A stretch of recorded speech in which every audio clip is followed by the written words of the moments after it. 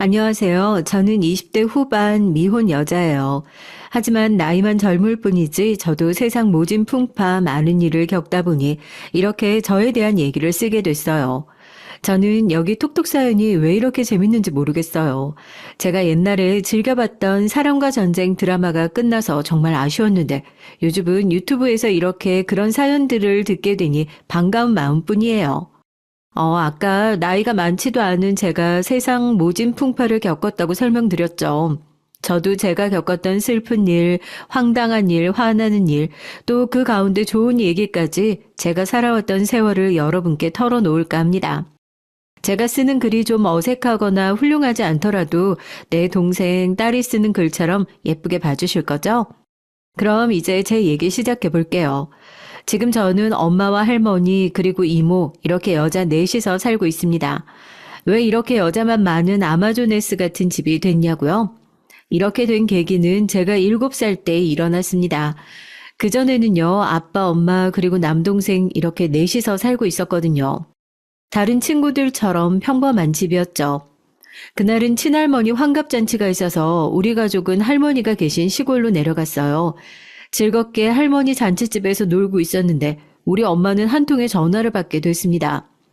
엄마가 받으신 그 전화는 외할머니가 쓰러져서 병원에 가야 하는데 급히 보호자가 필요하다는 이모의 전화였어요. 외할머니는 먼저 돌아가신 할아버지를 보낸 뒤 혼자 사셨고 몸이 약하셨거든요. 지병도 있으시고요. 그래서 맏딸인 엄마는 환갑잔치 도중에 급히 저를 데리고 외할머니가 계신 서울의 병원에 가셔야 했죠. 엄마와 저는 시외버스 터미널에서 가장 빨리 출발하는 서울행 버스를 타고 고속터미널에서 지하철을 갈아타고 나서야 신촌 세브란스 병원으로 급히 갔습니다. 그렇게 병원에 가니 외할머니는 링게를 꽂고 주무시고 계셨어요.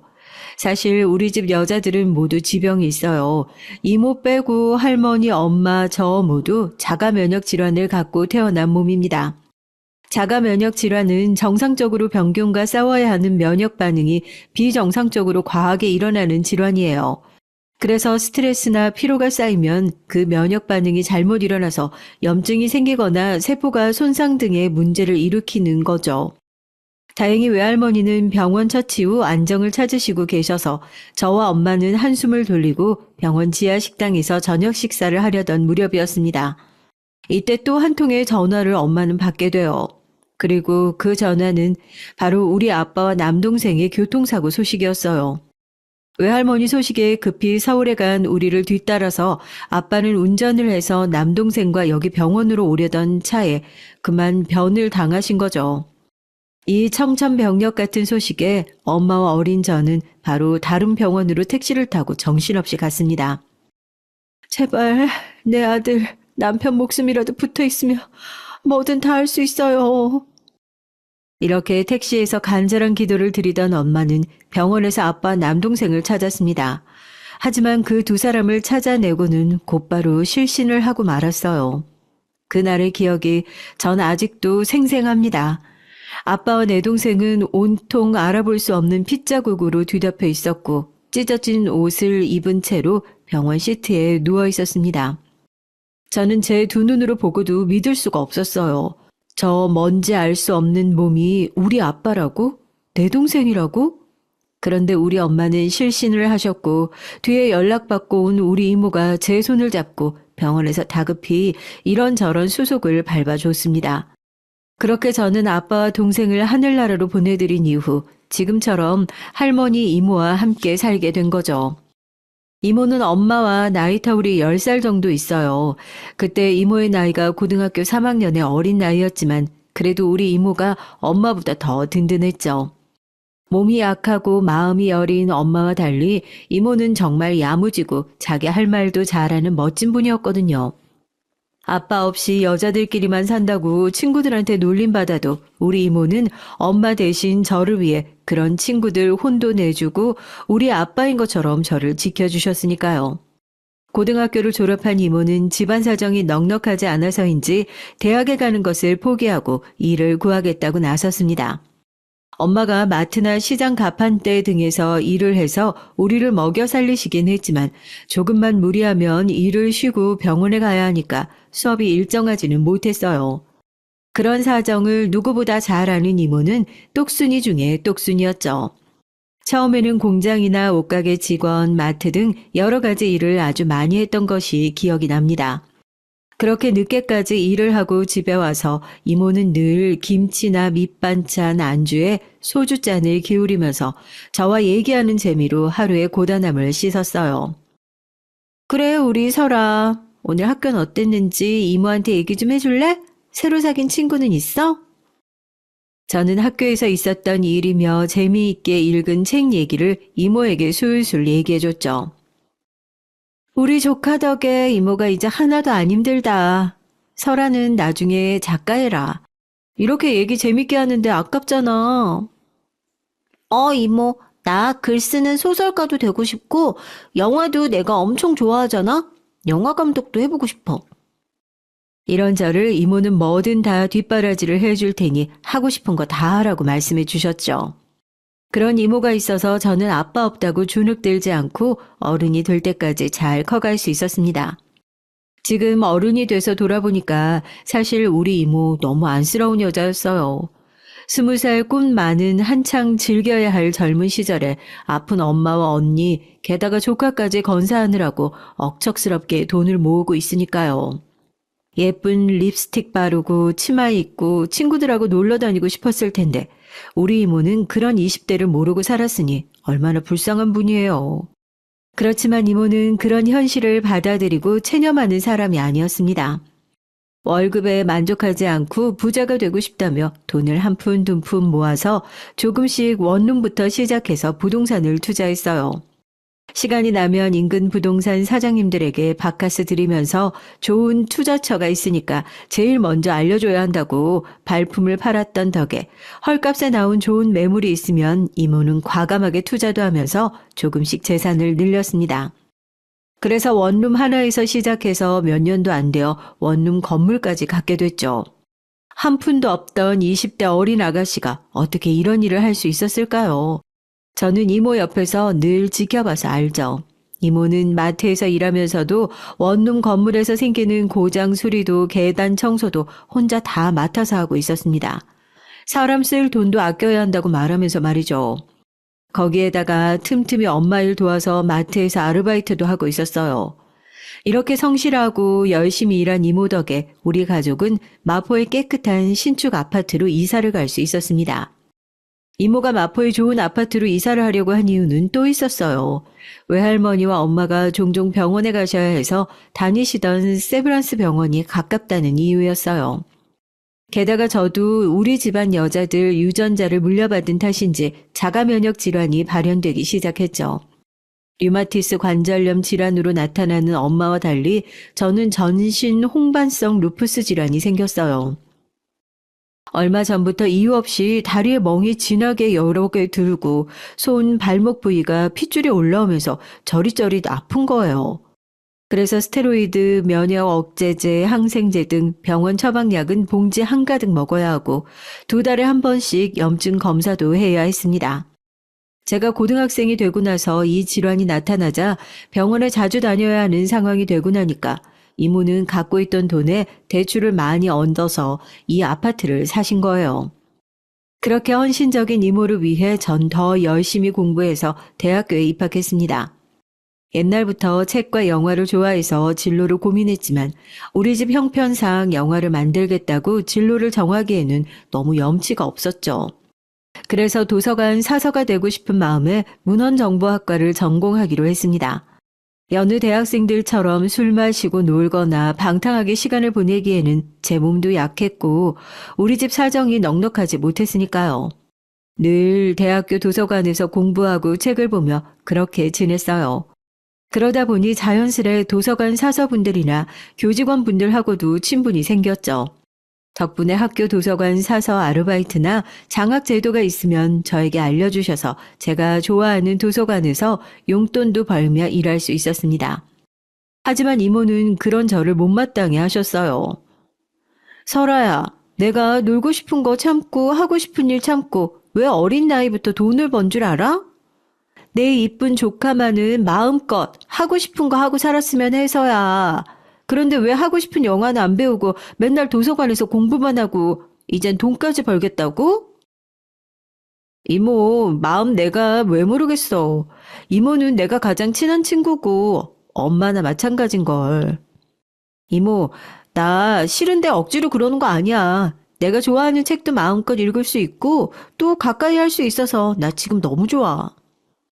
다른 친구들은 대학교 때부터 토익이나 토플 공부하고 회사 인턴 준비하고 정말 바쁘게 취업 준비를 하면서 보냈죠. 대학 생활 내내 도서관에 파묻히고 도서관 사서 인턴도 한 덕에 감사하게도 대학교 사서 공석이 나면 면접을 볼 수 있는 기회를 주신다고 했습니다. 그래서 관련 자격증을 열심히 공부해서 취득하고 나서 조금 지나자 졸업도 하기 전에 대학교 사서로 취직할 수 있게 됐어요. 그렇게 사서로 일하고 받은 첫 월급 240만 원 남짓 되는 돈으로 할머니, 엄마, 이모를 모시고 제주도 여행을 갔죠. 우리 식구들끼리 어디 여행 갔던 적이 없었거든요. 그만큼 모두 치열하고 바쁘게 살았으니까요. 처음 밟아보는 제주도의 땅도 나무도 공기도 너무나 이색적이었습니다. 꼭 다른 나라로 해외여행 온 것 같다며 모두 너무 좋아하셨어요. 호텔 근처를 산책하다가 흑돼지 식당에 가서 고기도 먹고 김치찌개까지 맛이 정말 일품이었죠. 할머니, 엄마, 이모, 이제 그 조그맣던 꼬마도 커서 어엿한 사회인이 됐어요. 지금까지 저 키워주셔서 정말 감사드려요. 이젠 제가 돈 버니까 엄마도 마트에서 하는 일 그만두시고 이모도 이제 일 좀 줄이고 쉬세요. 네? 할머니와 엄마는 다 컸다며 대견해 하셨죠. 하지만 이모는 이마를 찌푸리면서 말씀하셨습니다. 설아야, 이모가 전에도 말했지만 네가 아무리 돈을 번다고 해도 그 돈은 네가 쓸 돈이야. 이모가 돈 많이 벌고 있으니까 우리 집은 걱정 말고 우리 설아 하고 싶은 일 하라고 했지? 이모가 갖고 있는 부동산들 꽤 되고 말이야. 그리고 얘기가 나와서 말인데 집에서 학교까지 멀리서 출퇴근하지 말고 이모가 학교 근처 오피스텔 받은 게 있어. 이제 거기서 다니렴. 주말에는 꼭 집에 오고 알았지? 우리는 너무 즐겁게 제주도 여행을 마치고 돌아와서 이모가 받은 오피스텔을 구경하러 갔습니다. 오피스텔은 지하철역에서 5분 거리에 있는 대로변에 있는 푸르지오 브랜드 오피스텔이었어요. 1층에 휘트니스 센터와 중앙공원, 주차장 등의 시설이 있어서 아파트와 다를 바 없었죠. 그리고 2층 상가가 바로 인접해 있어서 슈퍼, 편의점, 식당 등 필요한 모든 상점들이 있어서 정말 살기 편리해 보였어요. 오피스텔 안에 들어가서 보니 23평 정도로 거실, 부엌, 방 2개, 욕실 이렇게 한 가족이 살아도 충분한 만큼 넓었습니다. 하얀색과 그레이의 모던한 인테리어에 붙박이 옷장부터 냉장고, 세탁기, 웬만한 모든 가전제품이 풀옵션으로 갖춰져 있었고요. 그리고 거기에는 이모가 미리 사두신 더블 사이즈의 침대와 LED TV 그리고 갈색 소파가 들어와 있었죠. 아니 이건 혼자 살 집이 아니네. 유미야, 왜 이렇게 좋은 집을 준 거야? 비쌀 텐데. 이런 집은 얼마나 하는 거니? 어? 올해 한 3억 정도 들여서 분양받았지. 우리 하나뿐인 조카 이 정도 집은 돼야 잘 살지 않겠어. 나중에 결혼해도 신혼집으로 살아도 괜찮을 거야. 아빠 없다고 기죽지 말고 어떤 놈을 신랑으로 데려와도 이 이모가 결혼 준비 다 해줄 거니까 걱정하지 마. 어때? 마음에 드니? 이모, 말해서 뭐해요. 제가 꿈에 그리던 싱글하우스예요. 너무너무 예뻐요. 아, 이렇게 맨날 이모한테 받기만 해서 어떡해요? 너무 고맙고 미안해요, 이모. 저는 울컥해서 눈물이 날 것만 같았습니다. 이모는 주책이라면서 그런 제 등을 토닥여 주셨고요. 엄마와 할머니도 이모한테 고맙다고 잘했다고 말씀하셨죠. 이날 우리 가족은 정말 이제 행복했습니다. 저는 이모 덕에 좋은 오피스텔에서 걸어서 대학교 도서관으로 매일 출근하며 행복한 일상을 보내고 있었어요. 그러던 어느 날 같은 대학교에서 교직원으로 일하고 있는 진섭 씨를 만나게 됐습니다. 진섭 씨를 이전에도 교정에서 몇 번 마주쳤는데 제 눈길을 사로잡은 것은 다름 아닌 박해일을 닮은 외모 때문이었어요. 제가 가장 좋아하는 남자 배우를 닮아서 그 사람을 기억하고 있었는데 사실 우리 학교 교직원들 사이에서 진섭 씨는 훈남으로 유명하기도 했고요. 그는 사회 초년생이 몰고 다니기에는 조금 비싼 중형차로 출퇴근하며 옷은 늘 단정하게 잘 차려입고 다녀서 분명 있는 집 자식일 것이라는 사람들의 추측도 있었죠. 그렇게 멋있는 그와 제가 가까워지기 시작한 건 교직원 회식에서 같은 테이블에 앉아서 이런저런 대화를 나누고부터였습니다. 외모만큼이나 매너도 좋고 친절한 그에게 더욱 호감이 생겼어요. 그리고 그날 차로 저를 바래다 주겠다고 말하는 걸 보니까 그 역시 저에게 좋은 마음을 갖고 있다고 느꼈고요. 이윽고 오피스텔 앞에서 저를 내려주면서 진섭 씨는 설아 씨, 혹시 같은 직장에서 연애하는 거 괜찮나요? 설아 씨만 좋다면 우리 또 만나봤으면 좋겠는데. 다음에는 같이 영화 볼래요? 그날부터 진섭 씨와 연애를 시작했습니다. 남자와 데이트를 몇 번 해봤지만 이렇게 깊이 빠져든 사랑은 처음이었어요. 제가 지병이 있다 보니 너무 활동적이거나 힘든 일은 하기 힘들었고 그런 저를 배려해 우리 집에서 데이트를 하자고 먼저 얘기하는 좋은 사람이었습니다. 우리 설아 몸도 약한데 괜히 밖에서 돌아다니면서 힘들게 돈 쓰지 말고 자기네 집에서 음식도 요리도 하고 같이 영화도 빌려보고 정말 좋지 않아? 이렇게 자기 집에 같이 있으니까 꼭 우리 신혼집에 있는 것 같다. 난 복 받은 사람이야. 자기처럼 멋진 남자친구도 있고 나에게 이런 좋은 집을 주신 이모님도 계시고. 우리 결혼하면 나중에 여기서 살아도 좋겠다. 그러면 나도 집 마련하느라 오랫동안 돈 모을 필요 없이 더 빨리 결혼할 수 있잖아. 그렇게 우리는 신혼부부가 된 것인 양 오피스텔에서 자주 데이트를 했습니다. 그렇게 우리가 만난 지 1년 만에 저는 진섭 씨에게 청혼을 받았어요. 청혼하던 날 밤 우리는 아이스 스케이트장에서 놀고 있었고 갑자기 심각해진 진섭 씨가 무릎을 꿇고 저에게 반지를 주면서 설아야, 나와 결혼해 주겠니? 우리 같이 잘 살아보자. 이렇게 청혼을 했죠. 황홀한 분위기에 이끌려서 저는 아무것도 생각하지 못하고 바로 청혼을 받아들였습니다. 그리고 다음날 이모에게 전화해서 진섭 씨에게서 청혼을 받은 일을 자랑하며 얘기하자 이모는 너무 빨리 결혼을 결정하는 건 아닌지 걱정된다고 하셨어요. 그래도 이미 사랑에 눈이 먼 저는 이모에게 걱정 말라며 진섭 씨를 곧 소개시켜 주겠다고 했죠. 하지만 진섭 씨는 부모님이 저를 많이 보고 싶어 하신다면서 부모님께 먼저 인사시켜 드리고 싶다고 해서 저도 그리하겠다고 했습니다. 진섭 씨 부모님이 사시는 곳은 천안의 한 동네고 그곳에서 떡집을 오랫동안 운영하셨다고 들었어요. 진섭 씨네 떡집에 인사를 드리러 가니 부모님은 한참 일을 하고 계셨고 일이 끝날 때까지 잠시 기다리라고 하셨습니다. 떡집은 거미줄이 군데군데 보이는 낡은 가게였어요. 진섭 씨 어머님은 기다리는 동안 먹으라며 몇 가지 떡을 가져다 주셨는데 평소 떡을 좋아하는 제 입에 전혀 맞지 않고 솔직히 먹어본 떡 중 가장 맛이 없었던 것 같아요. 그래서인지 가게에 오는 손님도 거의 안 보이긴 했습니다. 그때 진섭 씨 아버지가 떡집에 쌀푸대를 이고 들어오셨어요. 아이고 한참 막걸리 마시고 있는데 마누라가 왜 이렇게 들어오라고 성화요 원. 아 이게 누구요? 진섭이 아니야? 그 옆에 아가씨는 누구요? 진섭 씨의 어머님은 아버님에게 언성을 높여 쏘아붙였습니다. 아, 이 양반이, 오늘 진섭이 결혼할 아가씨 데리고 올 거니까 떡집에 딱 붙어 있으라고 했지 않았어. 어디서 술 파먹고 이제서 들어오는 거야? 처음 보는 제가 있는 자리에서도 두 분은 낯뜨겁게 말싸움을 하시는 통에 저는 당황했습니다. 그렇게 떡집 문을 닫고 두 분을 따라서 간 곳은 근처에 있는 한 정육식당이었습니다. 오늘 저녁은 진섭이가 사는 거지? 그럼 뭐 소고기 먹어도 되겠네. 눈을 희번덕거리며 부모님은 이것저것 소고기를 주워 담아 탁자에 갖고 오셨어요. 그리고 잠시 뒤 진섭 씨 여동생이 아기를 안고서 인사를 왔습니다. 엄마 저 왔어요.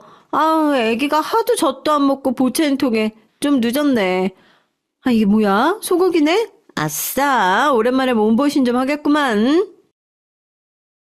그렇게 세 분 그리고 진섭 씨까지 별다른 대화 없이 소고기를 굽느라 먹느라 정신이 없었습니다. 우리 집에는 여자만 4명이고 다들 소식하는 편이어서 소고기 한 근 정도밖에 못 먹는데 이분들은 정말 대식가였어요. 저 빼고 4분이서 소고기 3근이나 드시고 거기에 갈비탕과 냉면 등 식사까지 하시는 거예요. 그렇게 배불리 드신 뒤에야 저와 대화를 시작했습니다. 같은 대학교에서 일한다고 들었는데 그럼 한 달 월급이 우리 진섭이랑 같은 건가? 엄마, 설아 씨는 도서관 사서라서 우리 같은 정규 교직원이 아니에요. 연봉이 다르지, 더 적어. 아니, 뭐라고? 야, 임마, 내가 너한테 뭐라고 했니? 직업 안정적이지, 얼굴이며 키며 배우 뺨치지. 야, 너 정도면 너보다 연봉이 센 교사나 변호사 같은, 그런 일을 하는 아가씨를 만나라고 했냐, 안 했냐? 아니면 여자 쪽 집안이 빵빵하든지. 엄마, 내가 듀오에 가입해 봤는데 나랑 매칭되는 전문직 여자들은 나이가 많아. 죄다 30살 이상이었고 난 나이 많은 여잔 질색이란 말이야.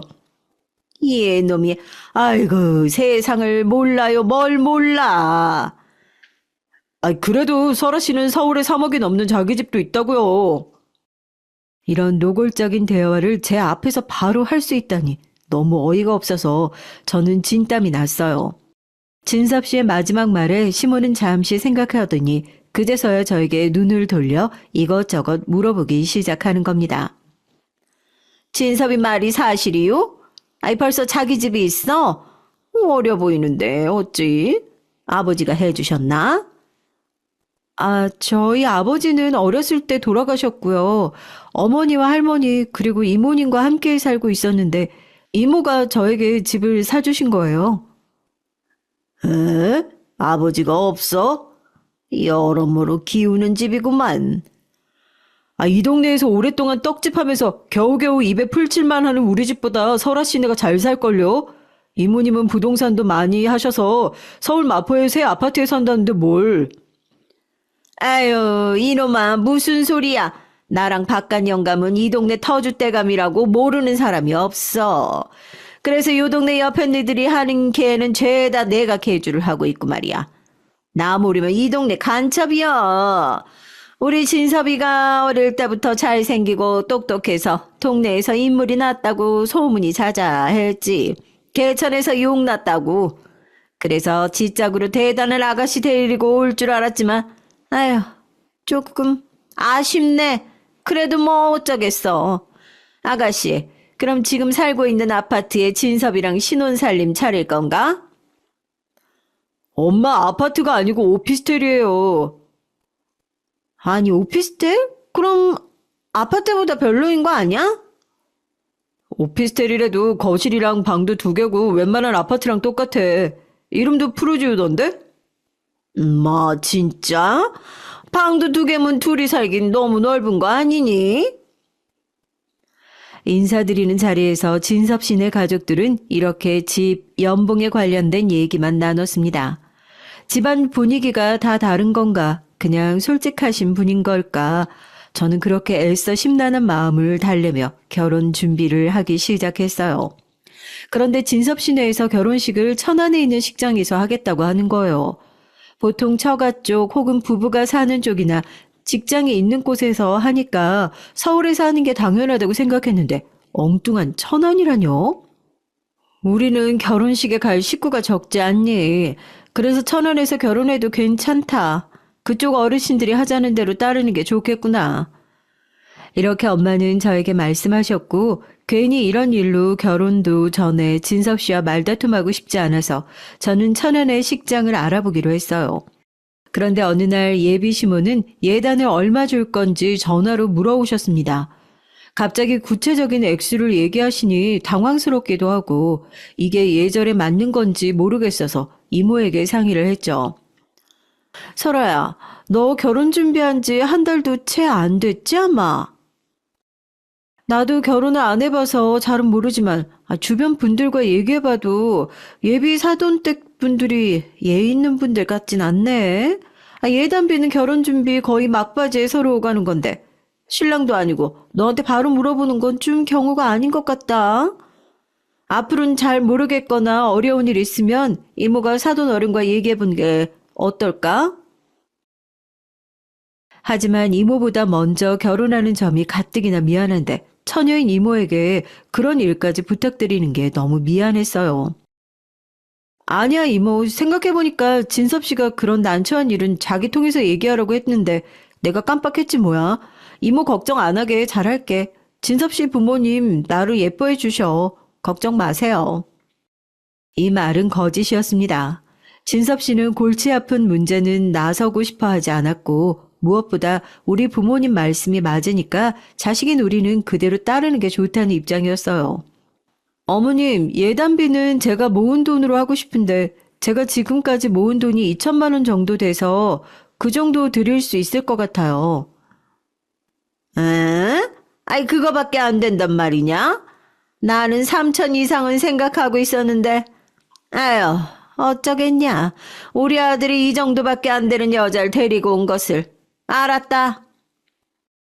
차후 예비 시모는 반 정도는 돌려주는 관례도 어기고 적지 않은 예단비를 모두 당신이 챙겼습니다. 그러던 어느 날이었어요. 주말이라 집에서 쉬고 있는데 현관벨이 울려서 인터폰 화면을 보니까 예비 시모와 시누이가 와 있는 게 아니겠어요? 저는 다급히 문을 열고 나가서 인사를 드렸습니다. 두 사람은 제 인사를 받는 둥 마는 둥 그대로 집안으로 직진을 했죠. 그리고 우리 집안을 샅샅이 마치 자신들이 살 집을 구하는 사람처럼 자세히 둘러봤습니다. 심지어 신우는 윗집에 누가 사는지 애들 있어서 쿵쾅대지는 않는지도 물어봤어요. 오빠가 아파트랑 똑같다고 했지만 뭐 커뮤니티 시설도 없고 막상 들어와 보니까 오피스텔 구조랑 별로 다를 게 없네.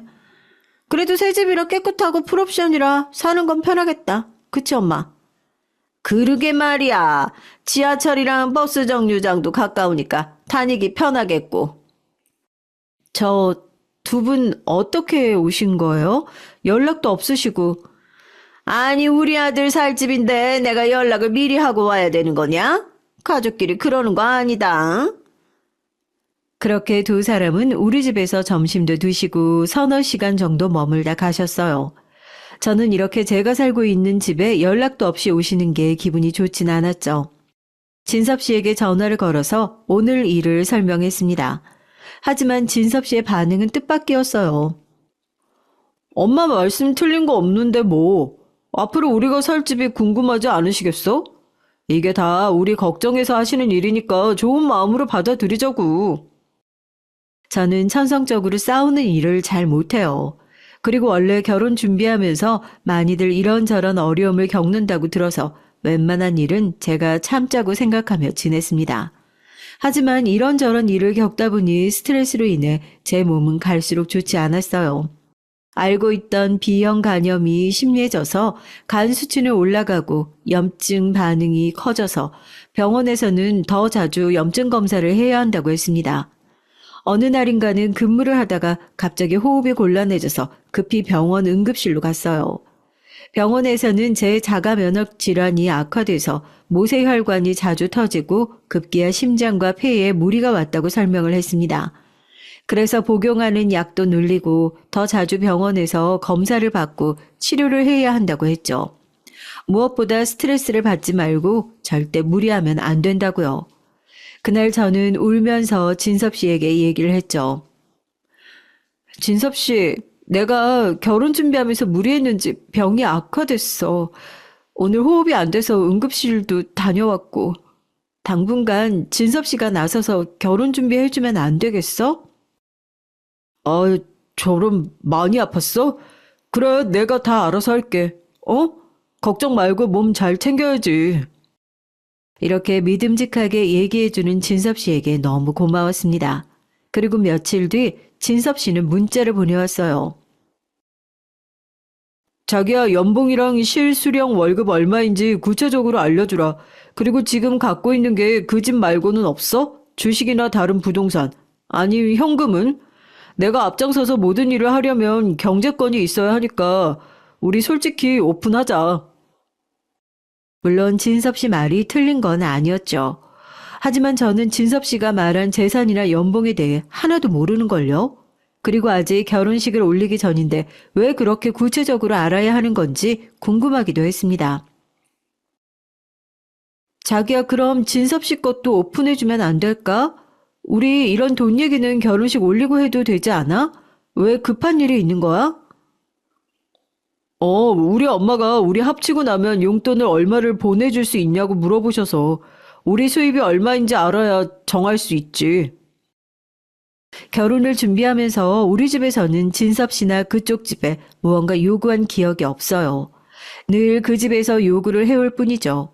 게다가 부모님께 매달 용돈도 드려야 하는지 미처 몰랐어요. 두 분이 떡집을 하며 경제활동을 하고 계신 상황이니까요. 난감한 저는 그 후 문자에 어떤 답도 하지 못했습니다. 퇴근 후 진섭 씨는 전화해서 왜 아직도 알려주지 않느냐고, 자기를 못 믿냐고 저에게 서운하다고 얘기했죠. 그래서 진섭 씨에게 예비 시모가 요구한 용돈의 금액을 물어봤습니다. 매달 150만 원을 요구하셨다네요. 속은 상하지만 돌을 닦는 기분으로 100만 원 정도면 어떻겠냐고 얘기했어요. 이쯤 되고 보니 남편은 개천용은 아닌데 교직원이라고 해봐야 연차도 낮고 해서 세금 떼고 나면 매달 300만 원 좀 넘을 뿐이거든요. 하지만 진섭 씨 부모님은 아주 대단한 개천용이라 생각하시는 모양이네요. 진섭 씨는 부모님이 이미 다른 친척들한테 우리가 먹여 살려준다고 자랑하고 다닌다고 하시는데 어떻게 150만 원도 못 드리겠냐고 합니다.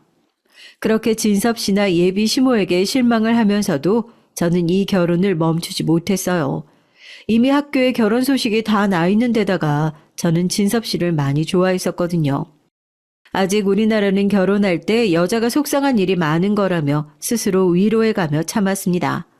엄마나 이모에게 이런 얘기를 하면 아주 많이 속상해 하시고 걱정하시겠죠. 그래서 저는 어디에도 터놓지 못한 채 그렇게 결혼 준비를 떠밀려서 하고 있었습니다. 하지만 이때까지 예상치 못한 날벼락 같은 일을 당하고 말았죠. 때는 결혼식을 한 달 정도 앞둔 시점이었습니다. 청첩장이 나와서 친구나 지인들에게 연락하던 와중에 남편이 여동생과 함께 점심을 먹자고 하는 거예요. 학교 근처의 파스타집에는 남편과 그 여동생이 먼저 와서 자기들끼리 한참 얘기하던 중이었습니다. 언니 안녕하세요. 오빠랑 언니랑 우리 셋이 밥 먹은 적이 없는 것 같아가지고 내가 밥 사달라고 오빠 좀 졸랐어요. 결혼 준비는 잘 되어 가시는 거죠? 어리지만 먼저 결혼해봐서 알잖아요. 골치 아픈 일이 투성이니 언니 마음고생하고 있을 것 같더라고요. 제 고충을 이해해 주려고 하는 예비 신우에게 마음속으로 고마워하며 자리에 앉았고 두 사람은 이미 음식을 주문했다며 좀 기다리자고 했습니다. 그때 예비 신우는 진섭 씨에게 어떤 눈짓을 했어요. 진섭 씨는 평소답지 않게 멈칫하며 어렵게 말을 꺼냈죠. 저기 있잖아. 설아 씨, 우리 희진이가 참 어려운 사정이 있어서 하나뿐인 오빠한테 도와달라고 하는데 그 얘기 좀 들어보지 않겠어? 그 희진이 남편이 중소기업을 다니면서 버는 월급으로 막 태어난 조카까지 3명을 먹여 살리기가 참 빠듯할 거 아니야. 그런데 지금 살고 있는 빌라에서 집주인이 글쎄 5천만 원을 갑자기 올려달라고 하는 거야. 얘네가 돈이 어딨겠어. 그렇다고 아기도 태어났는데 원룸 같은 데로 옮길 수도 없고 어떻게 하면 좋지? 내가 아직 결혼 전이고 진섭 씨네 일이라 말을 붙이기가 못하긴 한데 그러면 돈을 모을 때까지 그 남편분 본가나 진섭 씨네 집에서 살면 되지 않을까? 언니, 우리를 뭘로 보고, 아니 어떻게 어르신들을 모시고 같이 살아요. 그리고 우리 천안집 가봤잖아요. 거긴 방도 몇 개 없고 낡고 지저분하고요. 우리 애기 병이라도 생기면 어쩌라고요? 아니 그럼 우리가 결혼하고 진섭 씨가 살던 원룸이 비니까 거기에서 잠시 살면 그때까지 전세 보증금은 빌려주는 셈 치면 되지 않을까? 제 말에 예비 신우의 표정은 점점 험악해져 갔습니다. 눈치를 보던 진섭 씨는 한우 수 없다는 듯이 저에게 얘기를 했죠. 아니 그래서 우리가 상의한 끝에 이 방법이 어떨까? 자기가 살고 있는 오피스텔이 아기 딸린 동생네가 살기엔 최적이니까 얘네한테 빌려주고 우리는 내가 살고 있는 원룸에서 지내면 우린 신혼이니까. 네? 진섭 씨, 오피스텔은 내 거 아니에요. 우리 이모가 나를 위해서 마련해 준 건데 어떻게 그걸 드려요? 시모가 결혼도 하기 전부터 제 월급에서 얼마간 떼어 용돈을 바란 것에서 모자라 이제 내 집, 아니 우리 이모 집까지 신우에게 주라는 생각을 하다니 믿을 수가 없었습니다. 저는 그대로 일어나서 식당에서 나와버렸어요. 그리고 학교에 돌아와서도 한참을 고민하던 끝에 이모에게 찾아갔습니다. 바쁜 우리 예비 신부님이 이모를 다 보러 오고 너무 기분 좋네. 결혼 앞두고 많이 바쁘지? 근데 너 얼굴이 왜 이렇게 안 좋아? 병이 심해진 거야? 이모, 나 질환이 심해진 지 좀 됐어. 병원 열심히 다니고 약 잘 먹고 있으니까 너무 걱정 말아요. 나 이모한테 고백할 게 있어. 저는 이모에게 그간 예비 시댁과 진섭 씨가 저에게 했던 일들, 이기적인 말들 모두를 털어놨습니다. 그렇게 10분쯤 흘렀을까요? 이모는 한참을 말없이 제 얘기를 듣기만 했죠. 하지만 이모의 표정은 믿지 못할 얘기를 들었다는 듯이 황당한 표정과 분노로 일그러지기까지 하며 다양해서 어떤 생각을 하고 계신지 저는 정확히 알 수는 없었습니다.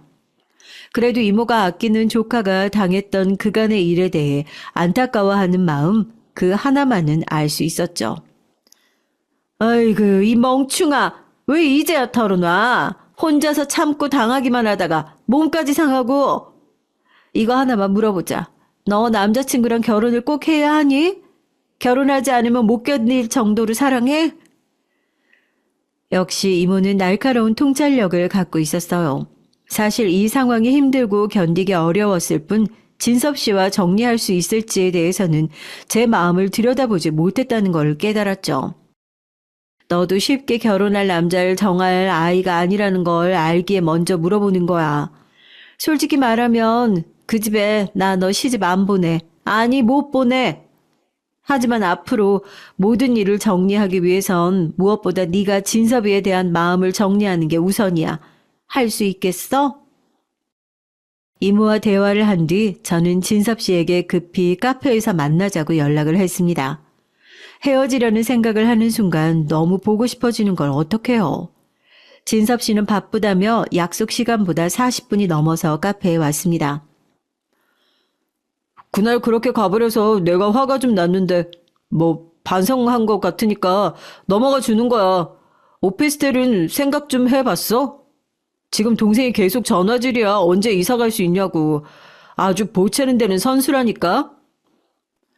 진섭 씨, 나 사랑해요? 진섭 씨는 갑작스러운 내 질문에 소스라치게 놀라며 곤란해했습니다. 당연한 걸 갑자기 왜 묻는 거야. 사랑하니까 결혼까지 하지. 만약에 내가 오피스텔도 빌려줄 수 없고 부모님께 용돈도 매달 드리기 어렵다고 말하면 그럼 우리 어떻게 되는 거야? 그래도 나랑 결혼할 거죠? 오늘 설아 씨 이상하네. 지금 나한테 파혼하자는 얘기하는 거야? 아니, 그냥 진섭 씨는 어느 쪽에 서 있는지 나 궁금했어. 사실 결혼 준비하면서 자기네 집에서 요구하시는 게 많아서 너무 스트레스가 심했거든. 요즘 내 질환이 심해져서 더 힘들어. 너 지금 그깟 오피스텔이 아까워서 사랑이니 뭐니 하면서 나 시험하는 거야?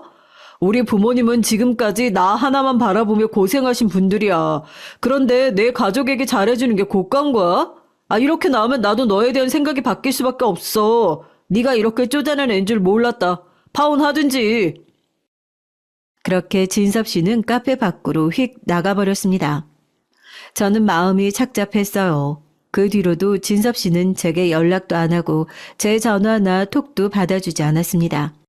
웃긴 것은 이렇게 우리가 냉각기를 갖는 동안 진섭 씨 여동생은 저에게 전화를 해서는 언제 이사 갈 수 있냐고 물어보는 겁니다. 진섭 씨가 잠수를 탄 마당에 제 오피스텔을 달라고 하는 게 이치에 맞냐고 저는 대꾸하고 전화를 끊었죠. 그리고 얼마 뒤 진섭 씨 어머니의 전화가 왔어요. 우리 막둥이 얘기 들으니까 네 집 못 빌려준다고 버틴다면서? 꼴랑 3억짜리 집 하나 갖고 지금 기싸움 하는 거냐? 우리 진섭이랑 결혼하면 감지덕지 해야 하는 거 아니야? 어디서 본데 없이 구는지. 어머님, 그 집 저희 이모님 거예요. 제가 누구를 빌려주고 할 그런 집이 아니란 말이에요. 진섭 씨는 제 전화도 안 받는데 정말 힘들어요, 저. 아이고, 그 착한 진섭이가 오죽하면 니한테 정 떨어졌으면 그렇겠니? 어? 너보다 잘나고 돈 많은 집 여자들 널렸으니까 나도 너랑 볼 일 없어. 알겠어? 이렇게 진섭 씨와 예비 시모는 저를 내쳤습니다. 저는 진섭 씨의 연락이 오기를 한 달 정도 기다렸지만 여전히 잠수 타는 그 사이 대학교 직원분들은 제 눈치를 살피면서 묻곤 했어요. 혹시 두 분 파혼하신 건가요? 동료분들 얘기로는 진섭 씨는 결혼정보 업체에 가입하고 주말마다 선을 보는 모양이더군요. 그리고 저에 대해서는 이미 선을 그었다고 해요. 그 오피스텔이 뭐라고 이렇게 쉽게, 아니 자기 멋대로 우리 결혼을 접을 수 있는 건지.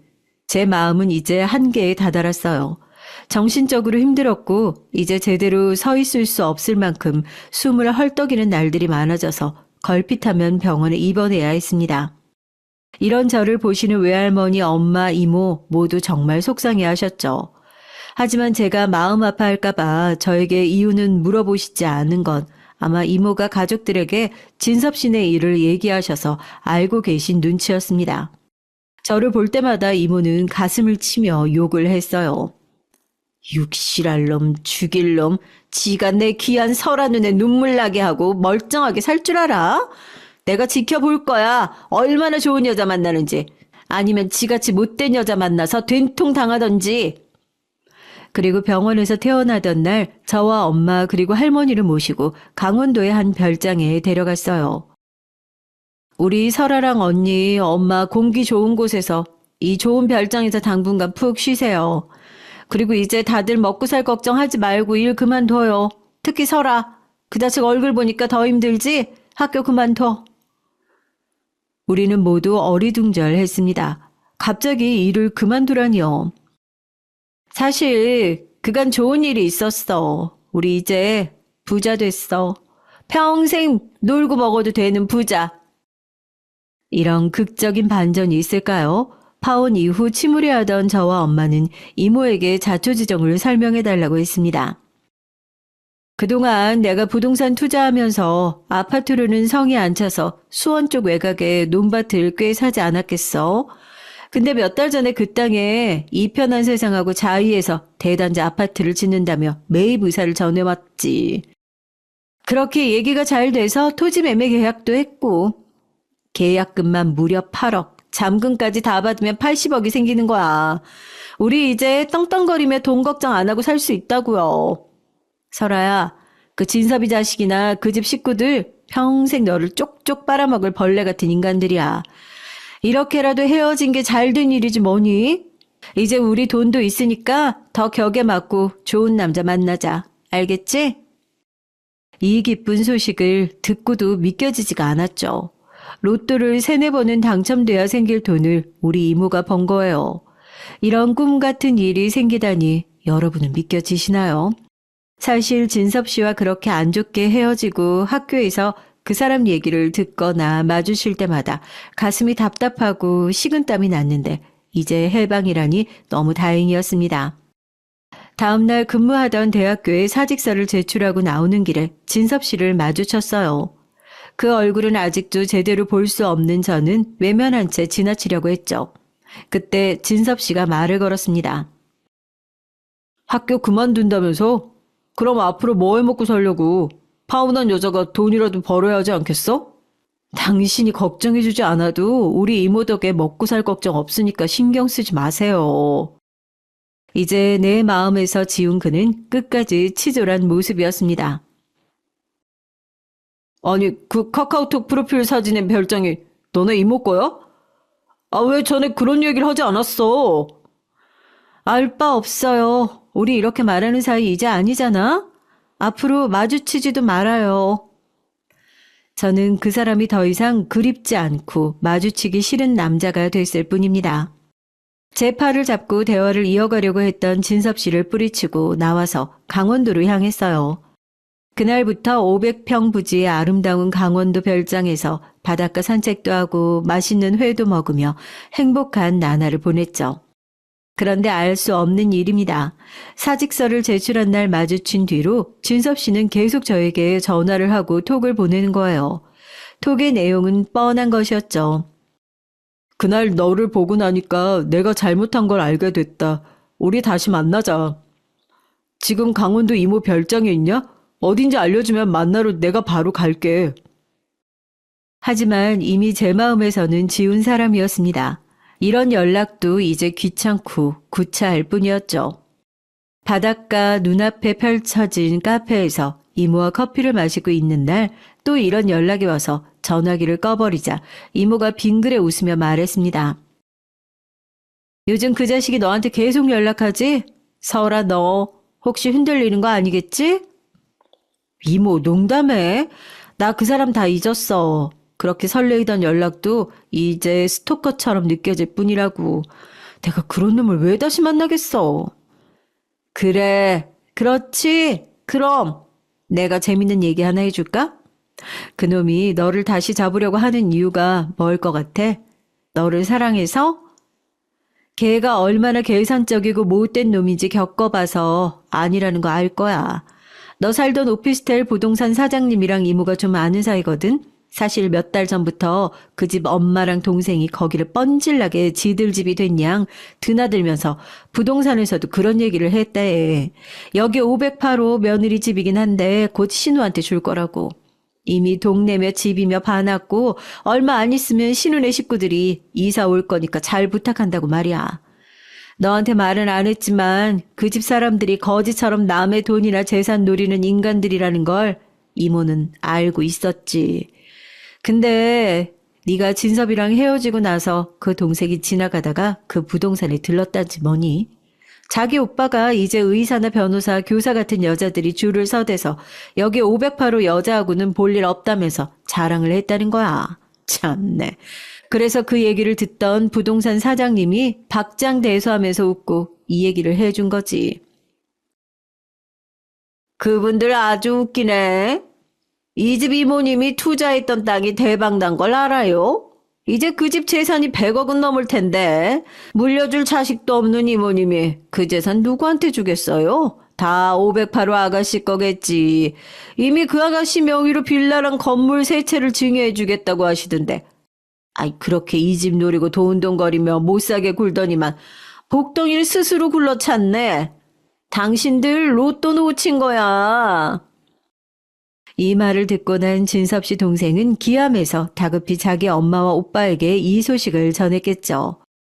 그래서 그 집에서는 진섭 씨에게 무슨 수를 써서라도 저를 붙잡고 결혼하라고 했고요. 그 이후로 그 남자가 그렇게 연락을 해대는 거였습니다. 정말 사람이 어떻게 이렇게 뻔뻔하고 돈만 밝힐 수가 있을까요? 그 얘기를 듣고 나서 저는 핸드폰 번호도 바꾸고 그 남자에게서 영원히 도망치고 싶었습니다. 그 이후 진섭 씨는 어떻게 된 줄 아세요? 도서관 사서 동료와 오랜만에 연락을 하다가 이후 소식을 듣게 됐죠. 말도 마, 진섭 씨네 아주 망했어. 그 엄마가 하던 동네 갯돈 모두 들고 잠적해버려서 동네가 시끄러웠대. 결국 경찰에 잡혀서 지금 재판 중이라는데? 그 정도면 무조건 징역행일 거라는데? 집안이 그 지경인데 진섭 씨는 정말 계속 선을 보더라.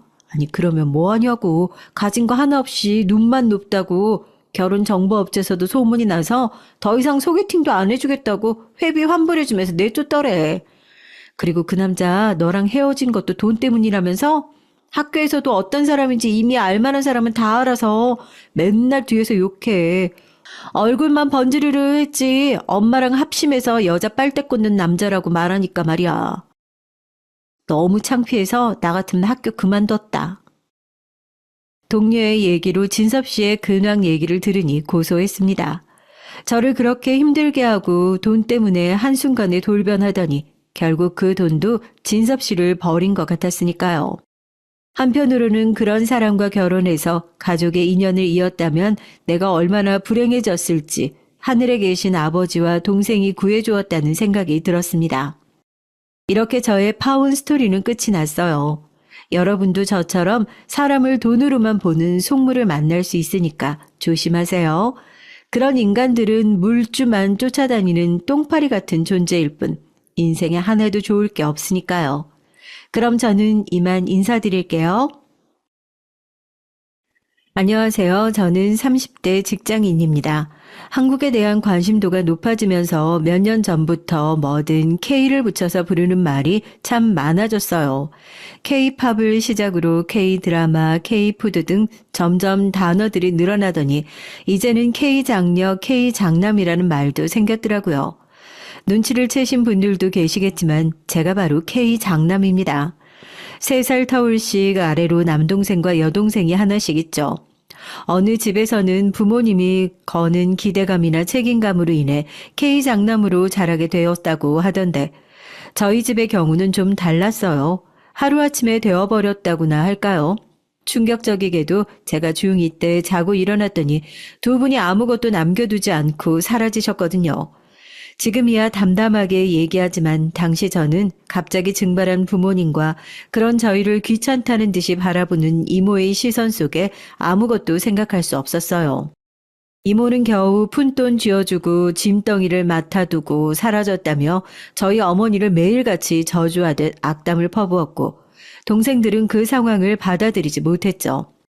그 속에서 저라도 정신 차리지 않았다면 아마 동생들과 함께 있지 못했을 겁니다. 저는 이모에게 제가 고등학생만 되면 동생들과 나갈 테니 그때까지만 이모 집에 지내게 해달라고 부탁을 했어요. 이모는 이혼한 지 얼마 되지 않은 상태였는데 바로 단호하게 거절하더군요. 너희 엄마가 쥐어준 돈이 얼마나 된다고 내가 너희를 키워? 내 앞길도 막막한데. 이모, 진짜 딱 2년이면 돼요. 제가 어떻게든 아르바이트를 해서라도 돈을 모을 테니까 그때까지만 부탁드릴게요. 이대로는 동생들이랑 헤어져야 할지도 몰라요. 그게 내 알바니? 원망하고 싶으면 너희 엄마를 원망해. 이모는 부모님이 주셨다는 돈만 챙기고는 저희를 내쫓으셨어요. 진짜 하늘이 무너지는 기분이었죠. 수중에는 부모님 몰래 모아둔 세뱃돈이 전부였답니다. 그래도 사람이 죽으라는 법은 없는지 저희 소식을 들은 어머니 동창이라는 분이 저희를 찾아오셨어요. 제가 초등학교 들어가기 전에는 몇 번 저희 집에 놀러 오셨던 분이라 기억하고 있었죠. 아주머니께서는 저희의 사정을 어떻게 아셨는지 당장 자신의 집으로 가자고 말씀하셨고요. 저는 살 곳이 막막해 따라 나서긴 했지만 걱정이 됐어요. 아주머니를 따라 도착한 곳은 외곽의 작은 마을이었습니다. 어릴 적 기억에는 제 또래의 남자아이가 있었던 것 같은데 아주머니 내외만 살고 계셨죠. 알고 보니 병으로 세상을 일찍 떠났더라고요. 저는 아주머니께도 이모에게 말한 것과 똑같이 부탁을 드렸습니다. 그러자 전혀 기대도 하지 못한 반응이 뛰어나왔어요. 뭐? 그때 가서 너는 고등학생이라고 하지만 막내는 초등학교 졸업도 못했을 텐데 네가 무슨 수로 동생들이랑 나가 살아. 쓸데없는 소리 말고 부모님 찾을 때까지 여기 있어.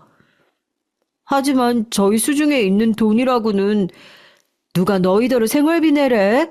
너희는 그냥 내가 차려주는 밥 먹고 그이가 태워주는 차 타고 열심히 학교 다니면서 공부만 하면 되는 거야.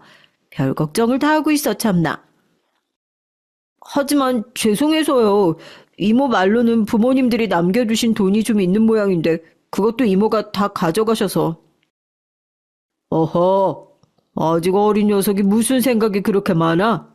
이 사람 말처럼 그런 건 신경 쓰지 말고 내 집이라 생각하고 지내.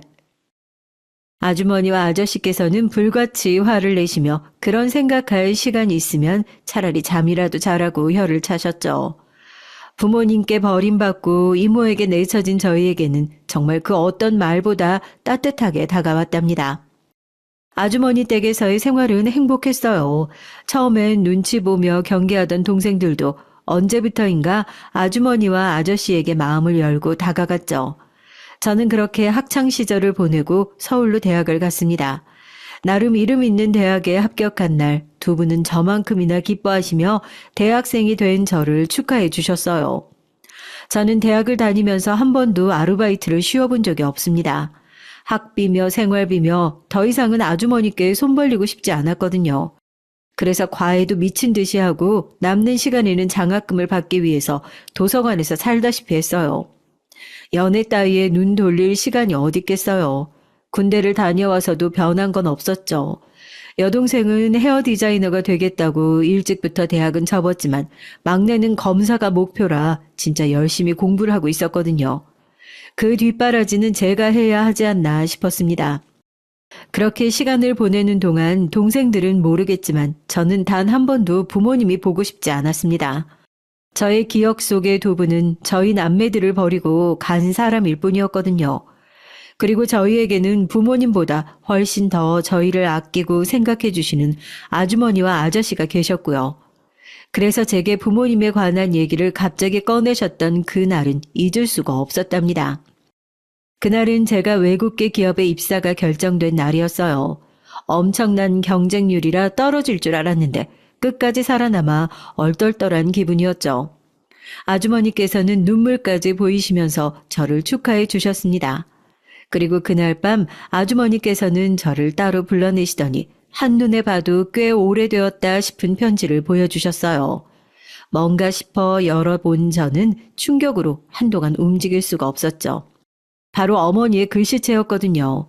편지에는 당시의 상황에 대한 설명과 함께 말미에는 저희를 부탁한다는 말이 있었습니다. 이게 다 뭐예요, 아주머니? 내가 너희를 찾아갔던 거 사실 이 편지 때문이었어. 너희 이모를 못 믿었던 것이겠지. 그럼 계속 부모님과 연락을 하고 계셨어요? 처음 몇 번은 전화가 왔었지 너희들 잘 지내고 있는지 궁금하기도 했고. 1년 정도 지나고 나니까 연락이 아예 되질 않더구나. 나도 사람을 시켜서 알아봤지만 어디로 사라지신 건지 도저히 찾을 수가 없더라고. 저는 어머니가 보내셨다는 편지를 다시금 찬찬히 읽었습니다. 편지 곳곳에 남아있는 어머니의 울분과 괴로움이 읽으면 읽을수록 더 와닿는 기분이 들었어요. 아주머니께서는 한 번도 부모님에 대한 얘기를 꺼내지 않는 저를 보며 먼저 얘기를 꺼낼 수가 없었다고 말씀하셨습니다. 오기로 도끼로 버티는 제 모습에 이 편지가 오히려 악영향을 줄 것이라 판단하셨기 때문이라고 말이죠.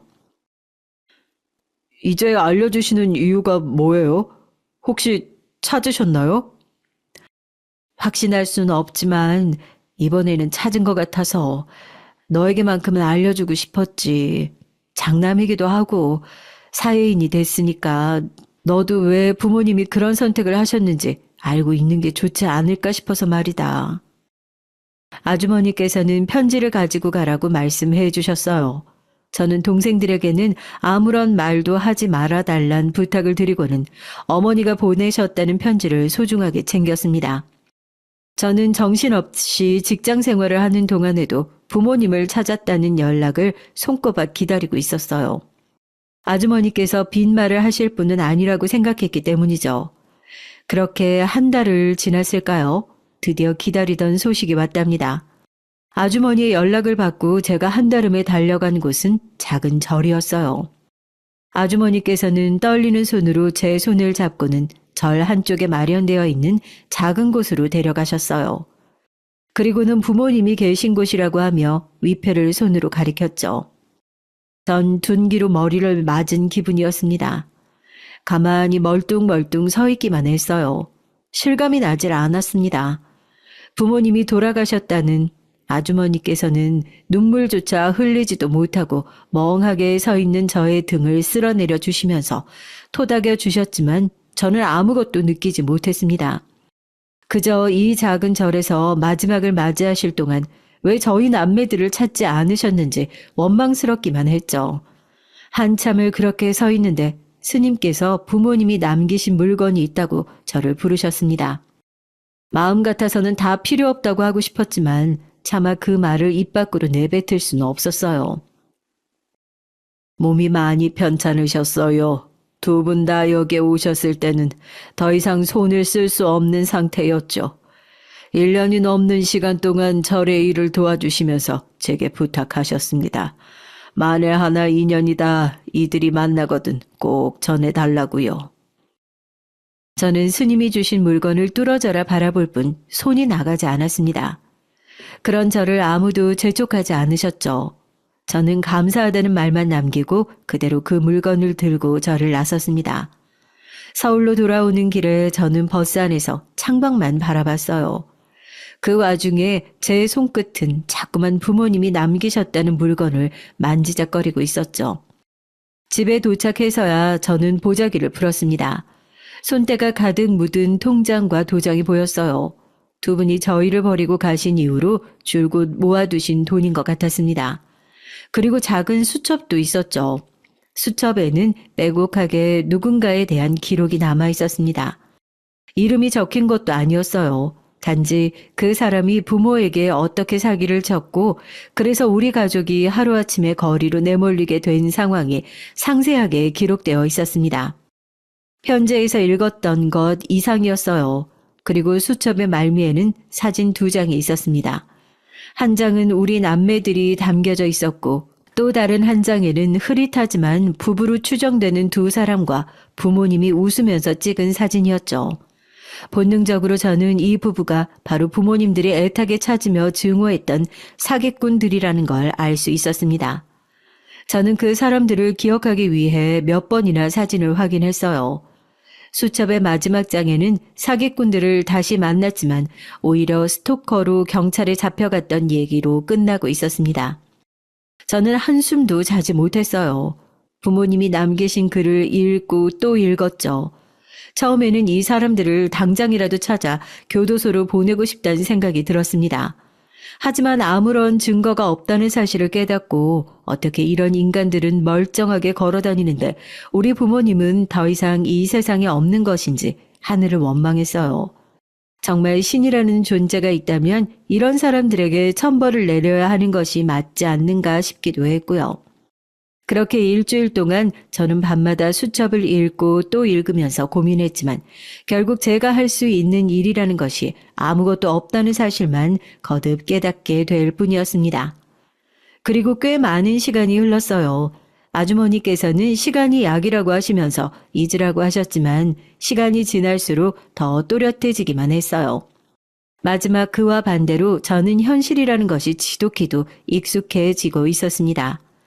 그 사이 나름의 연애도 했고요. 물론 길게 가진 못했습니다. 어느 여자가 반쯤 다른 곳에 혼이 나가 있는 남자를 좋다고 하겠어요. 날 사랑하는 것이 아닌 것 같다는 말로 몇 번이고 차였죠. 그리고 만난 여자가 바로 그녀였습니다. 여자친구는 그동안 만났던 여자들과 너무나도 달랐어요. 뭔가 저를 배려해주고 있다는 느낌이 들었다고나 할까요?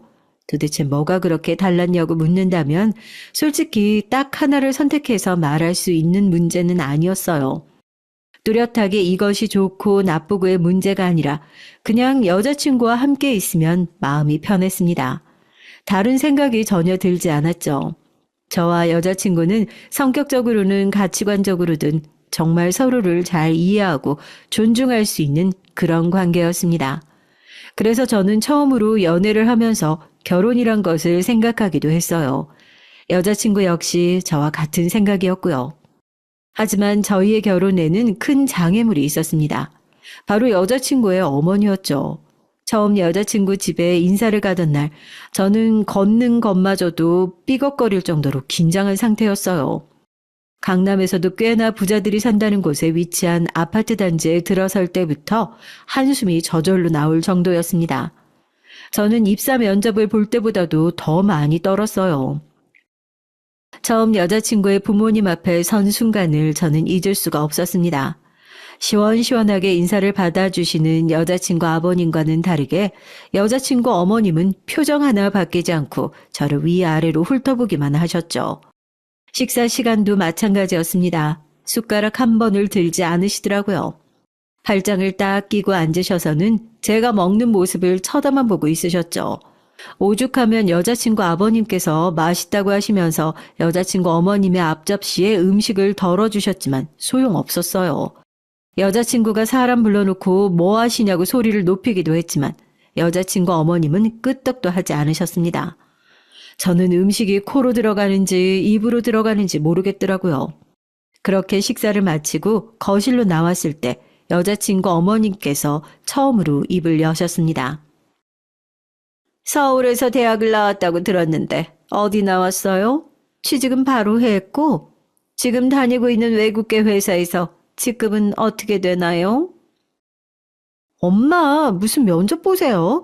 딸이 결혼하고 싶은 남자를 데려왔는데 그런 것부터 물어보시는 경우가 어딨어요? 그럼 뭘 물어봐야 하는데? 내 딸 꿰어냈으면 그만큼의 능력은 있어야 할 거 아니야? 지금 네가 버린 선자리가 어떤 자리인지 알아? 무려 대학병원 아들이었어. 의사였다고. 가만히 있으면 그 대학병원 안주인 자리가 네 것이나 다름없는데 미련하게 겨우 회사원을 만나? 여자친구 어머님은 제가 앞에 있다는 사실을 뻔히 아시면서도 들으라는 듯이 큰 소리로 화를 내셨죠. 여자친구는 황당한 얼굴로 어떻게든 상황을 넘어가려고 했지만 이미 엎어진 물 어쩌겠습니까? 여자친구 어머님은 제가 모멸감이라도 느끼기를 바라고 하시는 말씀이실지 모르지만 저는 아무렇지 않았어요. 솔직히 속으로 그래서 뭐 어쩌라고 하는 생각과 함께 다른 것으로 머릿속이 가득했거든요. 처음 인사를 할 때 잘 느끼지 못했는데 이상하게 여자친구의 부모님에게서 뭔가 말할 수 없는 묘한 위화감이 든다고 해야 할까요? 자꾸 무언가 속에 걸리는 기분이 드는데 그것의 원인을 아무리 떠올려 봐도 잘 모르겠더라고요. 자네는 입이 없어? 묻는 말에 대답도 없이 고작 우리 딸 뒤에 숨어 있을 텐가? 뭐라 말을 해봐.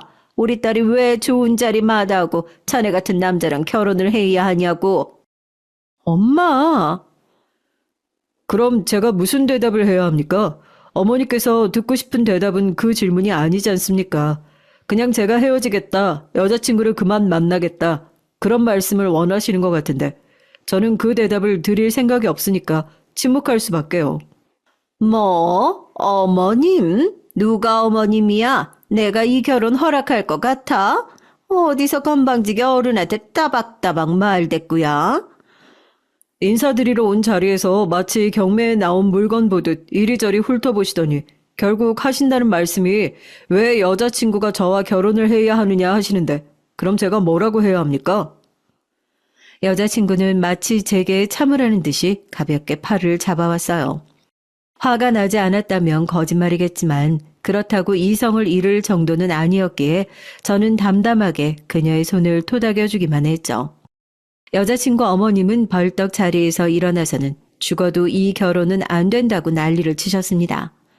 여자친구 아버님이 억지로 여자친구 어머님을 끌고 방으로 들어가시지 않았더라면 아마 집안 물건 중 몇 개는 제 머리로 쏟아지지 않았을까 싶을 정도였어요. 저는 먼저 가보겠다고 말하고는 집을 나섰습니다. 따라 나온 여자친구에게 괜찮다는 말을 건네고 말이죠. 그렇게 엉망인 첫 인사로 인해 저는 미운 털이 단단히 바뀌고 말았습니다. 여자친구 아버님께서는 곧 풀리실 것이라고 하셨지만 제 생각에는 결혼을 다시 생각해봐야 되지 않겠나 싶었죠. 그랬던 제가 죽어도 꼭 결혼을 해야겠다고 생각하게 된 일이 생겼어요. 그날은 저희를 내쫓고 처음으로 이모를 만난 날이었습니다.